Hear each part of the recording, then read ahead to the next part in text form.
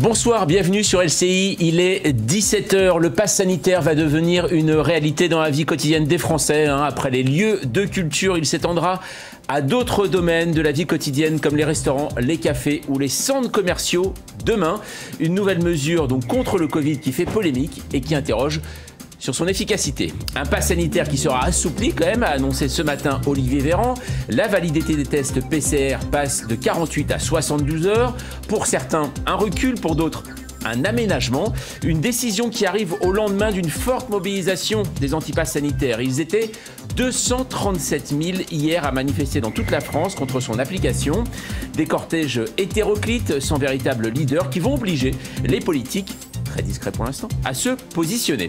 Enfin, adieu Tokyo, bonjour Paris. Les Jeux Olympiques au Japon se sont terminés aujourd'hui avec un bilan français de 19 médailles, 33 en tout.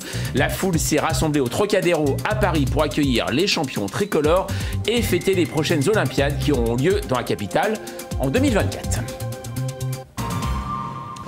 Demain, c'est donc une vie sous QR code qui va commencer pour les Français avec l'extension du pass sanitaire. En plus des lieux de culture où il est déjà demandé, il sera obligatoire désormais à partir de minuit, donc dans les cafés, y compris en terrasse et les restaurants, dans les grands centres commerciaux, dans les hôpitaux pour soins non urgents et les longs trajets en avion, train et car. Un pass sanitaire donc confirmé par le Conseil constitutionnel jeudi dernier qui fait toujours polémique sur son application et continue à inquiéter notamment les restaurateurs comme vous allez l'entendre. Stéphane Manigold, il est restaurateur donc lui à Paris.